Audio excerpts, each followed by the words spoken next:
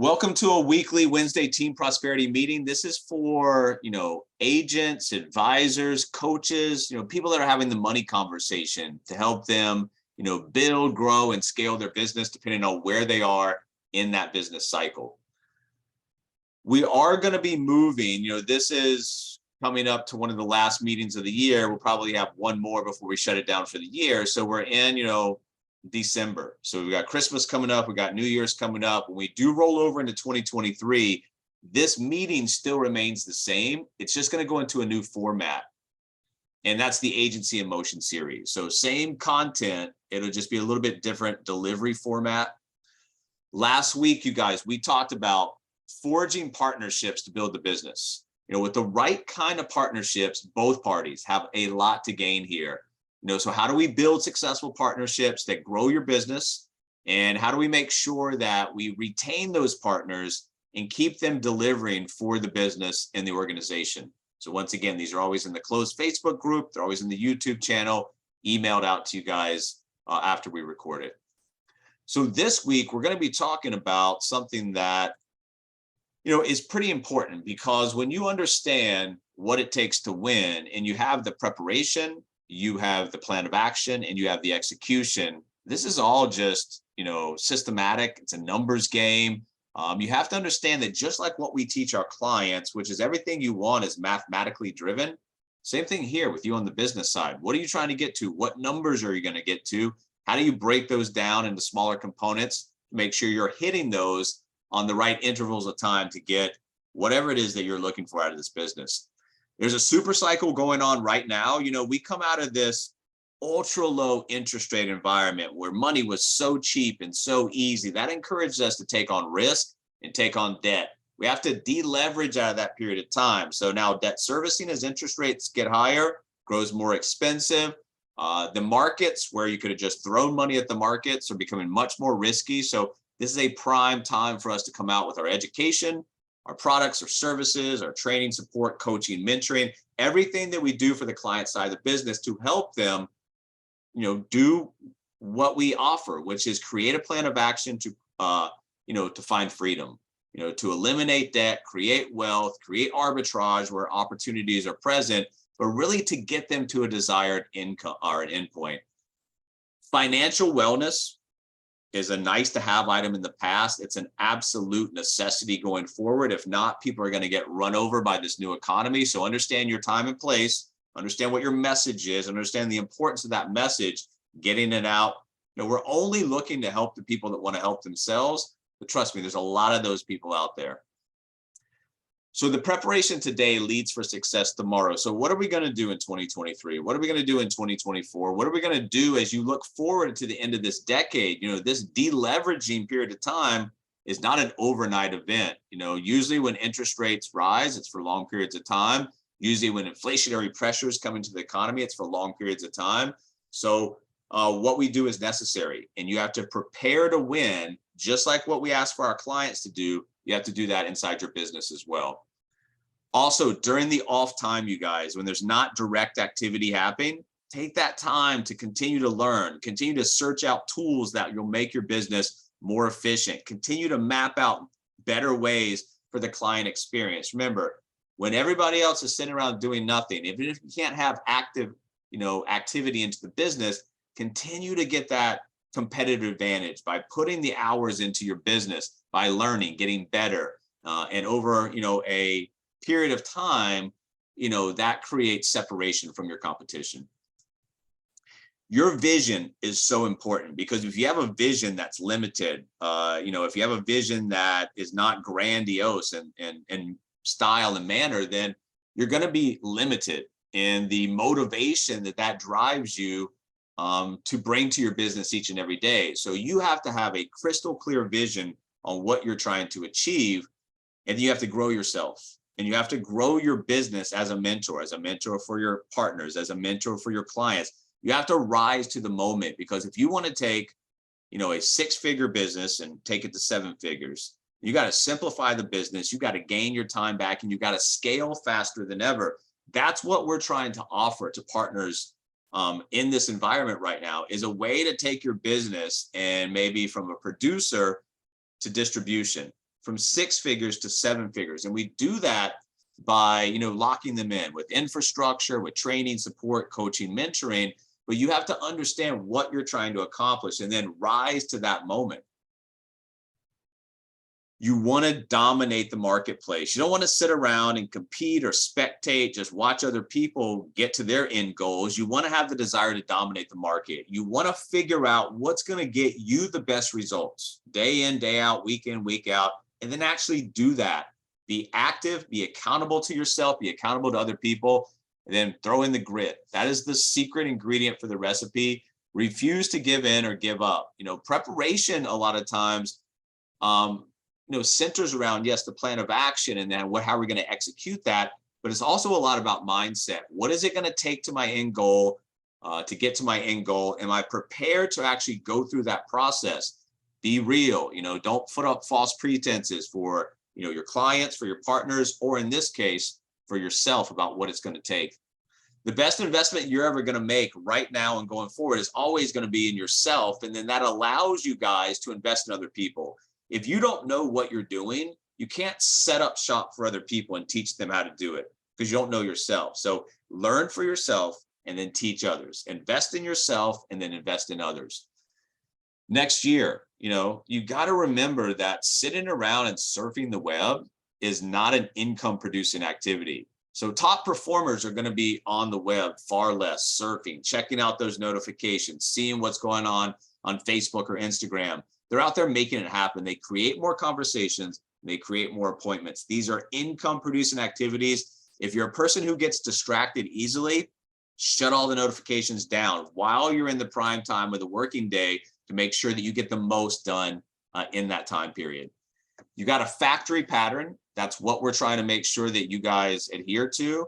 And that's just raw material coming in, creating different stages of production, creating different end products. So you have people out there that have general interest. Through what we do, we create more concentrated interest and we create outcomes. Remember, we're looking to help the people that want to help themselves, that are willing and able to go down a path that we offer that we know is going to get them what they're looking for. Remember, the assembly line itself improves. If you look at Henry Ford, improved the line tremendously, able to crank out all these automobiles. The Model T was produced every 24 seconds in 1927. That's a pretty incredible number. So what you want to look at as your digital factory is understand you're creating a more improved assembly line for partners in terms of how to build a business, for your clients on how to create the financial picture they actually want. So you're taking this, all this bad information, replacing it with good information. You're taking all of these, mistakes and you're replacing them with positive action steps. And what we do is backed up by technology. It's backed up by data. So what we do, we know works. The only thing that we have to do is fix ourselves for our business, then help our clients fix themselves on that side of the business. You have to attract the right type of people in your business, whether that be partners or clients. And that comes from the preparation. That comes from understanding who your persona is. Who am I trying to talk to? Where do I find them? What's my message to them that's going to get a decent percentage of those people raising their hand and say, yes, I want more information. Yes, I want this. I would like to talk to you about this. That means that you explore all types of markets. Don't get stuck in one different market, one different social media platform. You want to be diversified in your marketing efforts. So all of the markets, social media, common, cold market, understand what the markets are, understand the best approaches for those markets. If something's working in that market, continue to go after and do that until it becomes stale. If something's not working in a market, don't change everything at one time. Change small things until you find the right formula. And guys, don't forget, warm market is a walk of life continuing list. As you're meeting business owners, as you're meeting homeowners, as you're meeting those people in your persona that you want to talk to, continue to build your list. Your list is one of the most valuable pieces and assets that you can have for your business. It's very simple when you have a formula in place. So whether you're going out and emailing, whether you're on social media platforms, whether you have a blog, we're offering something, a landing page that includes a form. The offer is given, the lead is generated. Now I've got a contact that I can call. I got something to talk about. This is very, very easy once you implement, a systematic approach to this, because after that, it's just really about sorting people into the right places. Your business is either, I think, over the next 18 to 24 months going to explode or deflate down to nothing, because I don't think there's any middle ground here going forward. I think people are going to find ultra success or they're going to find ultra failure in this environment. So you have to fix yourself. We understand, and we've been working over the past couple of years to make sure that the business model was sound, it was tight, it works. This business does work. You're in a great industry, you're in a great organization, you're in a great time period to be doing this. So the lack of focus and the lack of positivity is going to create issues in your business. If the business works, then all we have to do is fix ourselves. And once we do that, it's off to the races. Every day is not going to be good, guys. And when you're preparing to go into any day, week, any time period or cycle, you have to understand there's going to be highs and lows. The key is to stay like even keeled, not get too high, not get too low. Yes, be excited about your business, but don't let the emotions of your business drag you too far away from like a middle point, because there's going to be good days, there's going to be bad days, there's going to be really bad days. Your key to success is preparing to understand that if you kind of look at your business from an aerial point of view and understand growth is happening, any meeting or any cycle of meetings or any day doesn't dictate the future outcome. You have to have the crystal clear vision. And we were talking about this earlier on. If you have no vision, or your vision is limited, or your vision is not packed with a lot of growth, it's not going to be exciting. It's not going to motivate you. And if it's not going to motivate you, then that's one of the key points of what the vision is actually supposed to be doing. You need to include it in that vision, have a few things. You need to grow on purpose. Yes, we want to make money here. We understand what that can do for our lives, our inner circle, our charitable contributions that we want to make, but also what is the mission of the company? In the mission-driven companies, the mission directly impacts the quality of the product. We are a very mission-based organization. So what we do in terms of the mission should come out. People are going to buy into missions, especially the younger generations. And then along with the mission inside that vision, there's got to be action. You've got to commit to making it happen. Remember, a vision without like a plan of action and execution, just basically a wish. So action changes things. So you have to make the commitment to make sure that you are going to act. Because the strategy that you point out, what you're trying to accomplish, and the lack of execution, if that's what occurs, that huge gap, that costs you a lot of money, guys. So understand that if you can bridge that gap from execution and strategy, that's squeezing more positive outcomes, that's squeezing more growth, that's squeezing more revenue and income out of your business. Sitting around waiting till you find the perfect moment to do something, that's just a veiled excuse or a veiled way to procrastinate. That's just an excuse not to do. Just start, just move fast, break things, get the rocks out of your mouth, have the activity. The best way that you're going to learn is through the process of actually doing. Once you start to do that, you get very good at what I call sorting. And that's just making sure that you're bringing the right people to the right end outcomes, that you're not wasting their time and you're not wasting your time if you can't help them. But the people that you can help, that fall into your persona, that make good, whatever it is, partners or clients, you're dragging them onto the endpoints and spending time with them to make sure they understand why you're the correct person to talk to, why this is the correct company to do business with, etc. Preparation means that you understand the differences in what you're doing, in this case, marketing. So you have to understand what the difference between traffic and conversions is. And once you understand that, you can find ways to take that traffic and create, better conversions. And like we've always talked about, those upfront small changes in conversions can have a huge backside positive ripple effect on things like sales. So conversion rates, we use appointments as our conversion. It can be measured in a lot of different metrics, but calendar appointments is a good leading indicator. So that's what we use. How many people enter that funnel actually convert to be customers? You get conversion rates, and then what you do is concentrate on increasing those conversion rates, bettering those conversion rates, and what that does to your end outcome.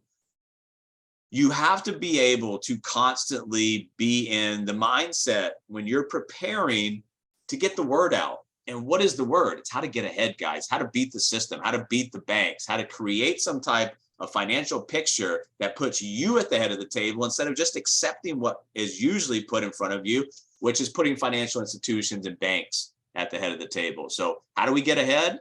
Well, we've got the ways. You need to be educated, and then you need to be committed to taking that education into a plan of action with execution. The American dream's still alive and well. And part of what I really believe in out there is making sure the people I talk to and the people that I do business with also believe that as well, because if they have the mindset, that's still part of a growth mindset, and part of what we do is try to replace bad information with good information. But I want to make sure that there is a growth mindset potential or a growth mindset in place for both my clients and partners when they come in, to make sure I can help them achieve the maximum that I know that I can help them out with. Realistically, guys, when you're preparing and you're going out in the marketplace, it just comes down to two things: understanding what my market is and what my message is. So once again, what is the persona? Where are they? What's my message to them? And how many, or what's the percentage of that persona, when I do find them in the places I know they are going to raise their hand and want to talk to me or want more information? If you're just starting out and you're preparing to win in a business and financial services, then you need to understand that email is a great place to start. Email at a basic level gives you something to talk about. Hey, I sent you an email. Did you get it? So understand that you don't have to go into, social media immediately. You build your business by understanding it's a pyramid, just like we're asking our clients to understand a pyramid of retirement, a pyramid of financial success, whatever it is that we're looking at. Start basic and then master the stuff as you go forward. And then as you start stacking stuff on top of each other, your business will grow as well. Your goal, guys, is to reach the prospects in the research phase and influence the purchase decision early on. Well, guess what? Like we talked about so many times before, we're not buying a new refrigerator. We're not buying a new dishwasher. We're trying to obtain some type of financial goal. So when you're talking about social media advertising, especially mobile, that phone that everybody's got in their hands constantly, it's the single biggest opportunity in the history of advertising. So what you want to do as an agent, advisor, coach, educator, however you want to classify yourself, is create an environment where you are directly talking to potential partners or clients and getting engagement. Your business is constantly working in those early stages of getting in front of people. If you have enough traffic and you do a good job on creating conversions and improving those conversions, your business will grow, and it will grow with abundance. Another thing that you can do when you're looking at preparing to win in an economic cycle, a business, an environment, an industry, whatever it is that you're looking to do, understand that if you're doing your job on the front side, then don't let that conversation just end. Remember, if you've done your job, you brought value to the table, that value has been recognized from the other side, that's when you ask for the referrals. Most people ask for referrals too soon. You've got to establish and provide value. Once it's recognized, then you ask for the referral. It's as easy as just letting them know, hey, who else do you know and care about that needs to know this information? If you get good at having the referral conversation in your business cycle, in your model, in your client interactions, your business is going to grow at a much greater velocity than if you ignore this. Remember, discipline equals dollars. Discipline equals dollars. Discipline equals dollars. If you are disciplined in your business model and you're systematic and you're organized, you will build an incredible business over the next few years, but you have to be disciplined. You can't start, stop, start, stop. You've got to have a continuous motion. You've got to be disciplined. You've got to be organized. And quite frankly, you've got to be hungry for this, guys. The marketing, the education, the sales that we provide is an easy business model. It's non-threatening. It's easy to talk to people about it. It's easier to convert, prospects into qualified clients when you do the right thing. It's also easy to disqualify the wrong people, not waste their time, not waste your time. So understand when you have a systematic approach and what you're doing works, it's just all about going there continuously, being consistent, sorting the people, putting them in the right places. Typical roadblocks, preemptively overcome those. We talk about that in the client conversation. Hey, if you're talking to the same types of people, after a while, you're going to start to know them almost better than they know themselves. You can preemptively overcome some of those objections they typically have. Same thing with the build out of your business. Understand what the typical roadblocks are and preemptively overcome those for your business.